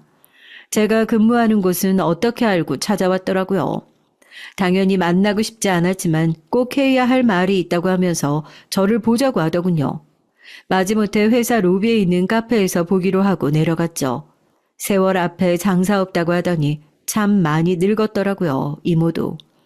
쫓겨날 때는 이모가 아니면 안 될 것 같아 매달리기도 했는데 지금 보니까 참 작기만 하더라고요. 이모는 저를 보고 꽤나 많이 놀란 눈치였습니다. 몰라보게 컸구나. 그래, 동생들은 잘 지내고? 무슨 일로 오셨습니까? 이렇게 마주보고 얘기할 만한 사이는 아닌 것 같아서요. 너희 엄마 죽었다고 하던데, 맞아? 그럼 사망보험금이나 그런 것들은 다 받았어? 저는 피가 거꾸로 솟는 기분이 들었습니다. 겨우 찾아와서 한다는 말이 보험금이라니 이런 사람과 혈연 관계라는 사실만으로도 제 몸의 피를 다 뽑고 싶은 생각이 들었죠. 저는 그 돈이 설사 있다고 하더라도 이모와 무슨 관계가 있느냐며 다시는 눈에 띄지 말라고 했죠. 벌떡 일어나는데 이모가 놀라운 말을 하더군요. 저희 부모님이 사기를 당할 때 자신도 적지만 피해를 받았다고 말이죠. 저희 어머니의 말에 자신도 동참했다가 돈을 날렸는데 그럼 그 돈은 누구에게서 받아야 하겠냐고 말입니다. 어처구니가 없었죠. 그래서 지금 그 돈을 제게서 받겠다는 말씀입니까? 저희 부모님께서 마지막에 저희를 맡기시면서 주셨던 돈은요. 그 돈 그대로 가로채셨으면 그걸로 충분할 텐데요. 그거는 원금이고 이자도 쳐야지. 이모, 제발 그만 좀 하세요. 이모 저희 내치면서 뭐라고 하셨어요? 내 알바 아니라고 하셨잖아요. 저도 똑같이 돌려드리죠. 제 알바 아닙니다. 죽어도 저한테 돈 받으셔야겠다 싶으시면 고소하세요. 이렇게 찾아오지 마시고. 돌아서는 제 등 뒤로 이모는 온갖 욕을 다 내뱉으셨지만 저는 꼿꼿하게 카페를 나왔죠. 나오자마자 저는 화장실로 달려가 먹은 것도 없는데 속에 있는 것들을 다 개워내야 했습니다. 진짜 어떻게 저런 사람이 이모라고 한숨만 나왔죠. 그렇게 잔뜩 기운이 빠진 걸음으로 자리에 돌아오니 입안도 까끌한 것이 영 점심 생각도 없더라고요. 하루의 에너지를 다 사용한 것 같았어요. 그래서 동료들 식사하러 가고 남은 자리에서 의자에 기대어 쉬고 있는데 모르는 번호로 전화가 왔더라고요. 무슨 남자가 회사 옆에 카페로 나오라는 말을 하더군요. 저는 누구기에 사람을 오라가라 하느냐고 따졌더니 여자친구 어머님이라고 하는 겁니다. 순간 온 몸에 소름이 돋았어요. 여자친구 어머님이 이 시간에 왜 나를 찾는다는 말인가 싶었어요. 저는 서둘러 여자친구 어머님이 기다리는 곳으로 갔습니다. 자리에 앉기 무섭게 여자친구 어머님은 제게 여자친구와 언제 헤어질 생각이냐고 물으셨어요. 그런 질문을 이렇게 대낮에 회사까지 찾아오셔서 할 말인가 싶었지만 저는 결혼을 약속했고 헤어져야 하는 이유를 모르겠다고 답했죠. 그러자 놀라운 일이 벌어졌는데요. 저는 정말이지 그런 일들이 실제로 일어날 수 있는 것을 처음 알았답니다. 당연히 드라마나 소설에서 뭔가 상황을 극적으로 만들고 싶어하는 행동이라고만 생각했거든요. 내가 적당히 쳐줄 테니까 받고 헤어져. 우리 딸이랑 급이 안 맞아도 너무 안 맞아. 진짜 내가 좋은 점을 찾으려고 노력을 했는데 아무래도 너무 수준이 낮아. 원래 뱁새가 황새 쫓아가다가는 가랑이만 찢어지는 법이야. 무리하지 말고 그냥 깔끔하게 정리해. 지금 따님의 마음을 돈으로 사겠다는 말씀이십니까? 자신이 배 아파 낳은 딸을? 무슨 헛소리야. 내가 사려는 것이 왜 우리 딸의 마음이야? 구질구질하게 주제도 모르고 내 딸한테 빌붙어 보려는 버러지 같은 새끼지. 괜히 똥폼 잡지 말고 적당히 쳐준다고 할 때 먹고 떨어져. 단어를 선택해도 어떻게 그렇게 모질고 남에게 상처 주는 것만 골라서 말씀하시는지 아마 제가 조금만 더 감수성이 풍부했더라면 그 자리에서 눈물을 보였을지도 모른다는 생각이 들었어요. 저는 정말 저를 정리하고 싶으시다면 여자친구 마음부터 정리시키라고 말하고는 봉투는 손도 대지 않은 상태로 밖으로 나왔죠. 갑갑한 마음에 당장이라도 술이 고팠지만 아직 퇴근 시간까지는 한참이 남았습니다. 저는 도저히 이대로는 안 되겠다 싶어 급히 반차를 쓰고 술을 잔뜩 싸들고 집으로 돌아와 진짜 필름이 끊어질 정도로 마셨어요. 그날 하루는 다 잊고 싶었거든요. 그렇게 한다고 해서 잊혀질 일도 아니었지만 말이에요. 하지만 이 일이 제 인생의 완벽한 전환점이 된 것이라고는 아무도 생각 못했습니다. 잘 먹지도 못하는 술 때문에 며칠을 고생한 어느 날 이모에게서 또다시 연락이 왔더라고요. 꽤나 다급하게 할 말이 있다고 하는 이모를 향해 저는 돈 얘기라면 고소장 접수하고 법정에서 만나자고 단호하게 말했죠. 돈 얘기가 아니야. 저번에 네가 그렇게 말했는데 내가 무슨 돈 얘기를 또 해. 이번 다른 일이야. 그러니까 딱 한 번만 만나자. 전화로 하세요. 뭐 좋은 사이라고 얼굴 보고 말합니까? 하실 말씀 있으시면 지금 하세요.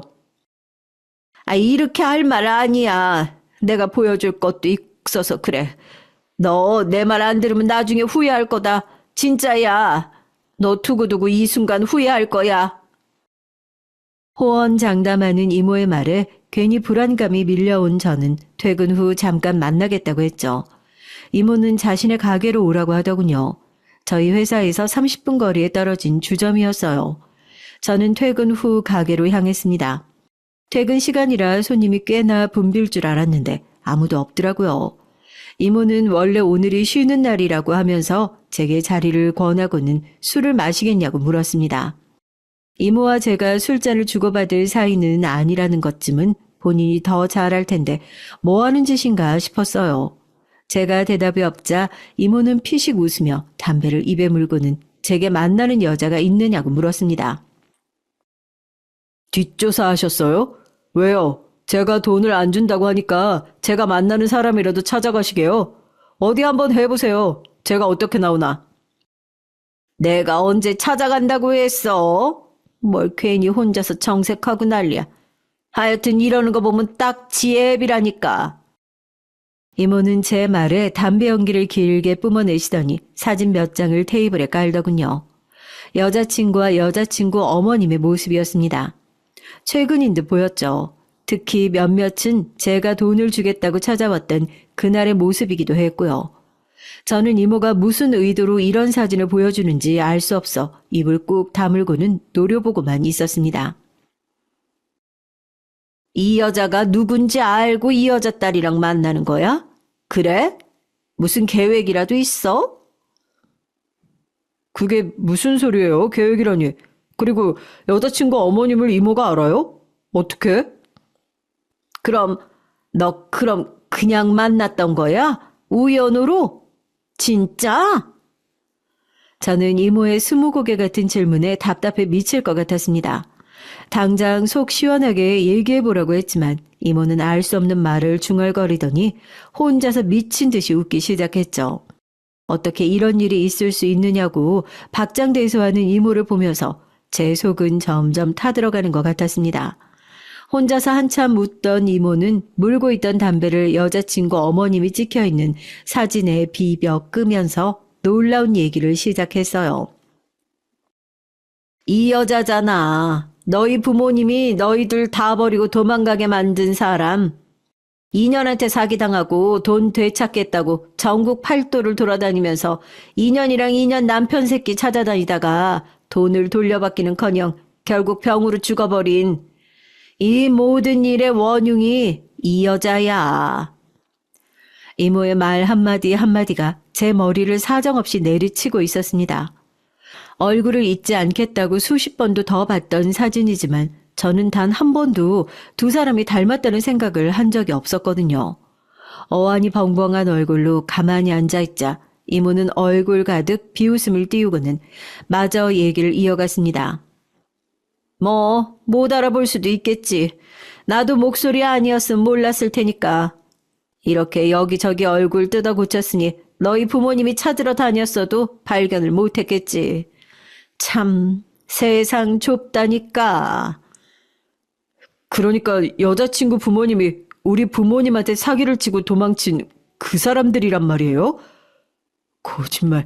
거짓말하지 마세요. 그랬을 리가 없어.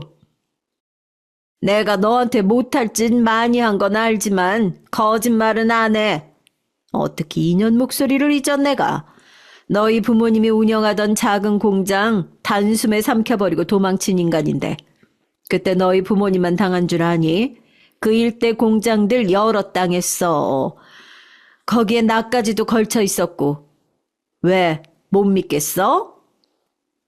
이모는 저와 그렇게 헤어지고 어떻게든 다시 얘기를 해보고 싶어 회사 주변을 서성거리다 저와 여자친구 어머님을 발견하게 됐다고 해요.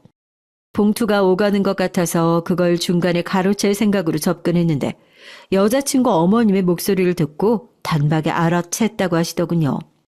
얘기를 듣고 있으면서도 저는 이 상황이 도저히 받아들여지지 않았습니다. 그런 일이 있을 수가 없다고 고개만 젓고 있는 저를 보던 이모는 핸드폰에서 음성 파일 하나를 재생시켜 내밀었어요.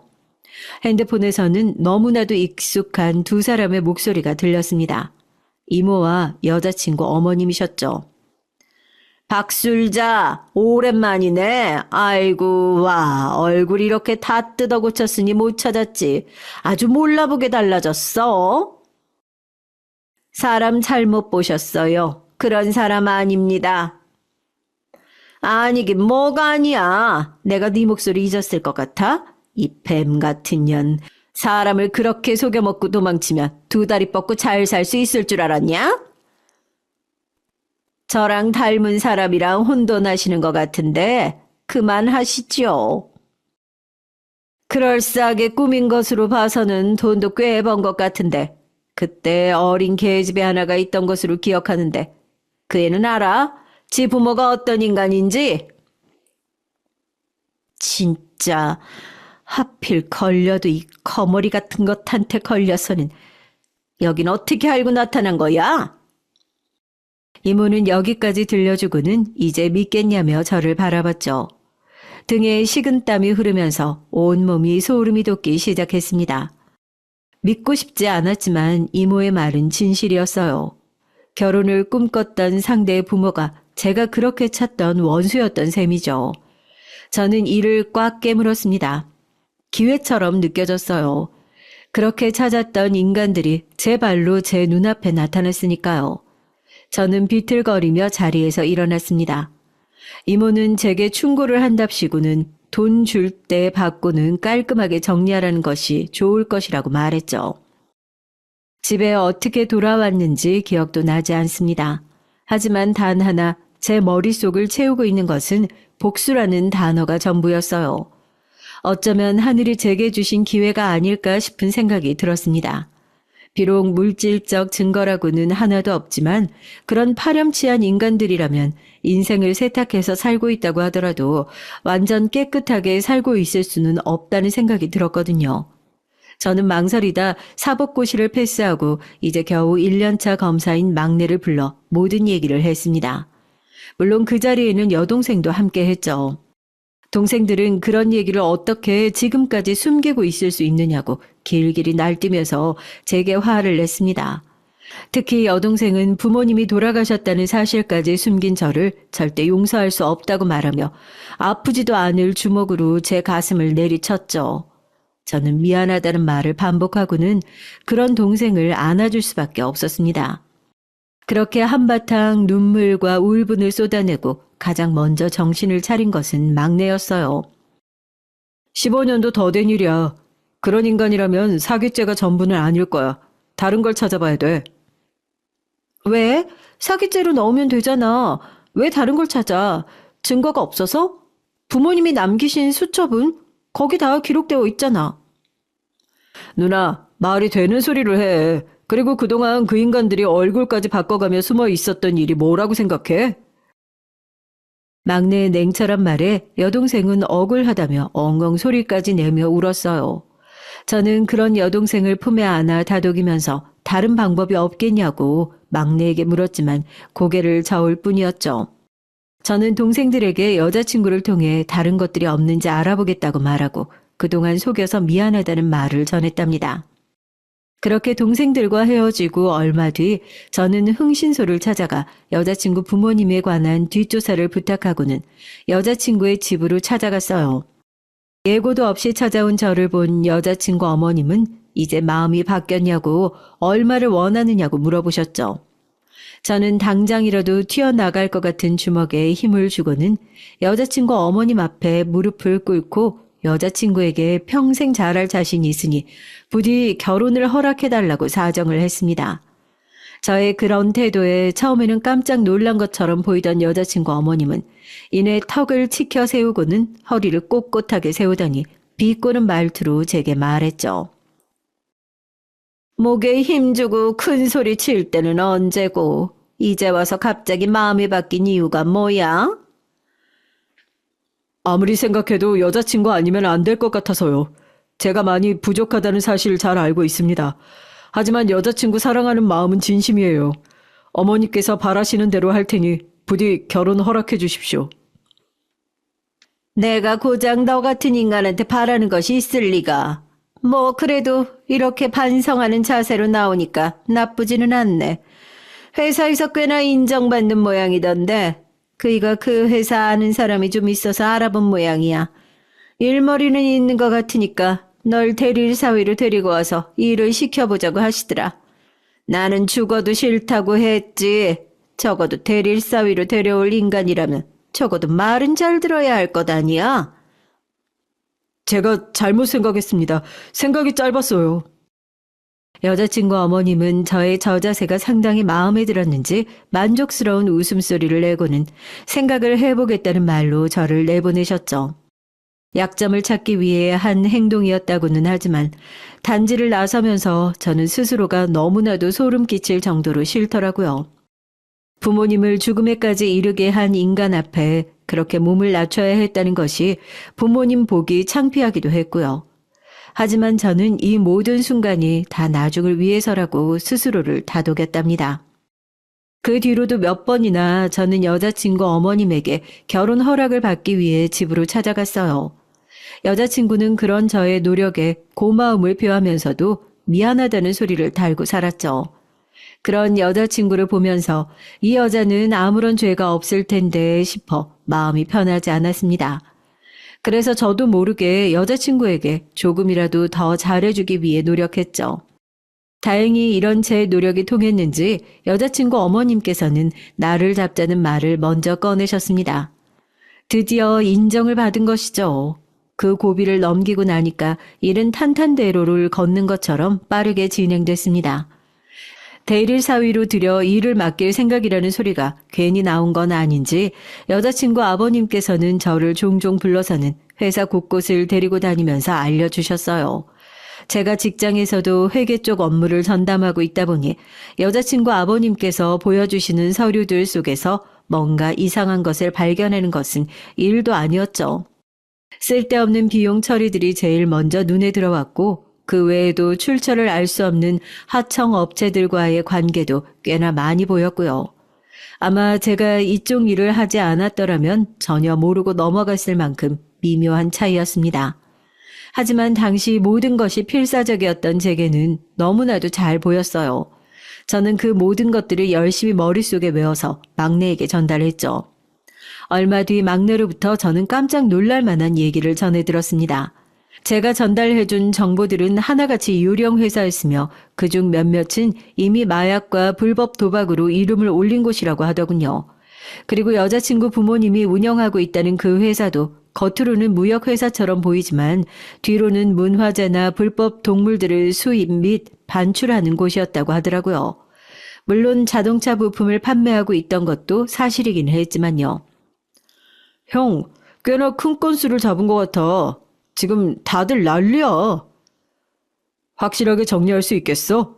이 사람들 절대 놓치면 안 된다는 거 알지? 무조건 잡아야 돼. 그래서 천벌받게 해야 한다고. 나만 이 일에 매달리고 있는 거 아니야. 혹시나 정보가 밖으로 나갈까 싶어서 진짜 믿을 수 있는 동기들 몇몇이랑 일 벌이고 있어. 제대로 증거만 찾으면 되는 거야. 저번에 보니까 아직도 손으로 장부를 쓰던데 그 장부를 찾으면 다 끝나는 일 아니야?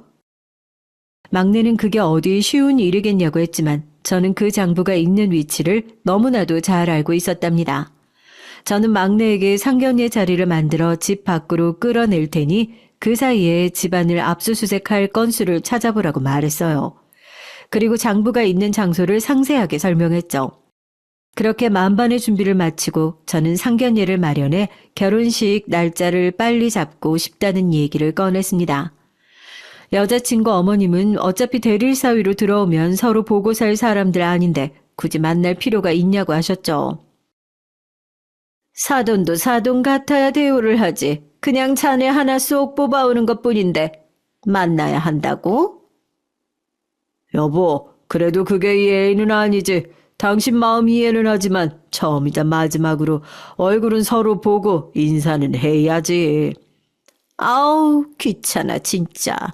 부모님 시골에 계신다며. 자네가 잘 타일러서 격에 맞는 의상 준비해서 모시고 와. 괜히 상견례 장소 물 흐리지 말고. 명심하겠습니다. 저는 아랫입술을 꽉 깨물고 고개를 숙였어요. 과거 부모님께서 그렇게 돌아가시고 아주머니와 아저씨께서는 저희에게 정식으로 양자 입적을 하는 것이 어떻겠냐고 하셨죠. 자신들에게는 앞으로 자식이 없을 것 같으니 앞으로 진짜 가족이 되자고 말씀해 주셨답니다. 그래서 저와 동생들은 현재 정식으로 아주머니 아저씨 아래로 들어가게 됐어요.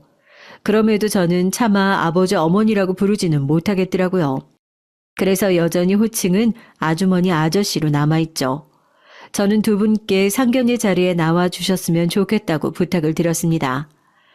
그 자리가 어떤 자리가 될지에 대해서는 일체 말씀드리지 않았죠.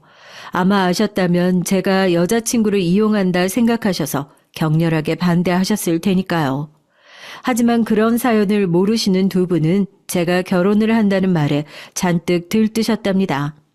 저는 두 분을 모시고 백화점으로 가서 상견례 자리에서 입을 옷을 사드린 것은 물론 여자친구 어머님이 심한 말을 하더라도 절대 울컥하시면 안 된다고 미리 말씀을 드렸어요. 아니, 너를 그렇게까지 마음에 들어 하지 않는다면서 결혼은 어떻게 승낙한 거니? 너 정말 괜찮은 거야? 이 결혼? 그만큼 우리 아들이 여자친구를 좋아하나 보지. 우리가 맞춰줍시다. 죄송해요. 많이 속상하시겠지만 원래 그런 사람이다 하고 생각해 주세요. 저는 차마 모든 일이 다 계획이란 소리는 못하고 거듭 부탁만 드렸어요. 대망의 상견례 날 저는 아침부터 심장이 입 밖으로 튀어나올 만큼 긴장하고 있었습니다. 그런 제 모습에 아주머니와 아저씨는 큰 웃음을 터뜨리셨지만 제 귀에는 아무것도 들리지 않았죠. 시간에 맞춰 약속 장소로 가는데 긴장 때문인지 길도 안내대로 가지 못하고 몇 바퀴나 돌아서 겨우 도착할 수 있었답니다. 방으로 안내를 받고 들어가니 여자친구 부모님이 먼저 도착하셨더라고요. 문을 딱 열자 바로 여자친구 어머님이 불호령을 내리셨죠. 지금 시계가 몇 시인데 이제 와? 먼저 와서 기다리고 있어도 시원찮을 상황에 감히 우리를 기다리게 해? 죄송합니다. 길을 잘못 들어서요. 내가 허락하겠다고 방심하고 있지 마. 언제든 엎어버릴 테니까. 여자친구 어머님의 말씀에 아주머니께서 뭐라고 대꾸하려고 하셨지만 제가 옆에서 필사적으로 막았습니다. 아주머니께서는 이런 소리까지 듣고 찾아야 하느냐면서 놓으라고 하셨지만 저는 괜찮다고 말하며 안심시켜 드렸죠. 곧 음식이 나오고 여동생이 마지막 손님이 요구사항이 많아 조금 늦었다며 안으로 들어왔어요.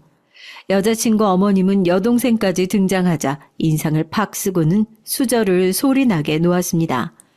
모든 시선이 집중됐죠. 여자친구 어머님은 냅킨으로 입가를 닦고는 그 냅킨을 바닥으로 떨어뜨렸습니다. 그리고는 구둣발로 떨어진 냅킨을 밟으면서 말했죠. 시선은 저희 가족들을 훑어보면서 말이에요. 진짜 거지 새끼들도 아니고 주렁주렁 싸그리 달고 와서는 입맛 떨어지게. 엄마, 지금 무슨 소리 하시는 거예요? 사돈, 말씀이 지나치시네요. 거지 새끼라니요. 아니, 지금 이 자리가 어떤 자리인데 그런 말씀을 하십니까? 사돈이라니요? 얘기 못 듣고 오신 모양인데 저희는 사돈이란 관계로 그쪽과 묶일 수준이 아니란 말입니다. 여기는 댁내 아들을 우리가 대릴 사위로 사가기 위해서 만난 자리라고요. 뭐요? 사요? 아니, 지금 그 표현이 사람한테 쓰는 말입니까? 수준 얘기 자꾸 하시는데 그쪽이야말로 돈은 좀 있는지 몰라도 말하는 수준이 너무 떨어져서 우리 집하고 너무 안 어울리네요. 아니, 감히 누구 앞이라고 그런 말을?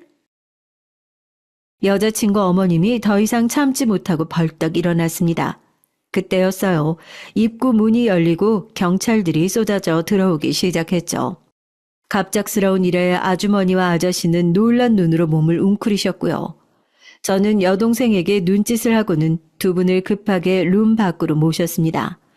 경찰들은 여자친구 어머님과 아버님을 붙들고는 체포영장을 눈앞에 들이대고 있었습니다. 두 사람은 사색이 된 얼굴로 수갑과 영장을 번갈아 보고 있었죠. 여자친구는 소리를 지르며 이게 무슨 일이냐고 외쳤지만 아무도 그 물음에 대답해 주지 않았습니다. 막내가 조용히 안으로 들어와 제 곁에 서서는 장부를 찾았다고 속삭였어요. 회사에 관한 수색 영장은 쉽게 나왔지만 집에 대해서는 힘들었다는 말과 함께 늦지 않아서 다행이라고 했죠. 아주머니와 아저씨께서는 이게 무슨 일이냐고 물으셨지만 저는 나중에 모든 것을 다 알려드리겠다고 말했어요. 경찰의 손에 끌려가던 두 사람을 가만히 지켜보던 저는 그 앞을 막아서고 가만히 두 사람을 노려봤습니다. 경찰이 저지하려 했지만 막내 덕분인지 다들 저를 보고만 있었죠. 저는 주머니에서 아주 오래된 사진을 꺼내 두 사람들이 볼 수 있도록 눈앞에 들이댔습니다. 처음에는 뭔가 싶었는지 당황한 기색이 역력했던 두 사람은 사진을 보고는 하얗게 질려서는 더듬거리며 제 쪽으로 팔을 뻗었어요. 하지만 곁에 있던 경찰에 의해 금방 제지당했죠. 제가 당신들 때문에 제대로 치료 한번 받지 못하고 세상을 뜬 이 두 사람의 장남입니다. 저희 부모님은 당신들한테 사기를 당하고 당신들 잡겠다는 일념으로 가족도 내팽개쳤죠. 내가 이 날을 얼마나 그리고 또 그렸는지 당신들은 모르겠지. 비록 그 일로 죗값을 받지는 못하겠지만 아마 당신들은 남은 시간 전부를 차디찬 교도소에서 보내게 될 겁니다. 이 미친놈아, 언제인지 기억도 나지 않을 만큼 까마득한 일을 가지고 지금 무식해서 당한 놈이 잘못이지 우리가 모자란 네 부모를 탓해야지 누굴 탓해? 입 닥쳐.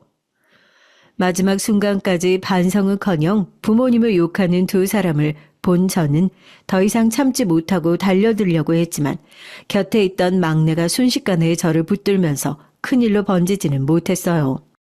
경찰들은 처음에 들이닥쳤을 때처럼 빠른 속도로 사라졌고 모든 것이 끝이 났다고 생각한 저는 그대로 바닥에 주저앉았습니다. 막내는 제 어깨를 몇 번 두드려주고는 경찰을 따라 나갔죠. 아주머니와 아저씨께서는 주저앉은 제 앞으로 오셔서 제게 아무것도 묻지 않고 안아주시기만 하셨습니다. 한참을 그렇게 있었나 여동생이 두 분을 모시고 먼저 내려가겠다고 하고는 룸을 빠져나갔죠. 저는 아직도 정신을 차리지 못했는지 멍하게 앉아있는 여자친구에게 다가갔습니다. 여자친구는 아무것도 담겨있지 않은 눈으로 저를 바라봤어요. 저는 그녀가 먼저 얘기를 할 때까지 가만히 기다리고 있었습니다. 한참을 그렇게 있던 여자친구는 전혀 생각지도 못한 질문을 제게 던졌어요. 저는 어떻게 자신에게 이럴 수 있느냐는 원망 섞인 말이나 이런 상황까지 몰고 온 저에게 욕이라도 내뱉을 것이라고 생각했어요. 하지만 여자친구는 전혀 다른 말을 물었죠. 나랑 정말 결혼할 생각은 있었어? 날 좋아하기는 했니? 여자친구의 물음에 저는 한마디도 할 수가 없었습니다. 진심이었다고 솔직하게 말하면 될 텐데 차마 그 말이 나오지 않더군요. 저의 침묵에 여자친구는 헛웃음을 지으며 고개를 끄덕였습니다. 대답은 충분히 들었다고 하면서 비틀거리며 자리에서 일어났죠. 얼마 걷지도 못하고 여자친구가 휘청거렸습니다. 저는 본능적으로 여자친구의 팔을 붙들었지만 그녀는 매몰차게 제 손을 쳐냈어요. 그리고는 벽을 짚어가며 룸을 빠져나갔습니다. 막내의 말처럼 여자친구 부모님이 운영하고 있는 회사는 다양한 범죄와 연루되어 있었어요. 처음에는 몸통이라고 생각하고 조사를 시작했는데 찾아내면 찾아낼수록 두 사람은 꼬리밖에 되지 않는다는 것이 밝혀졌죠.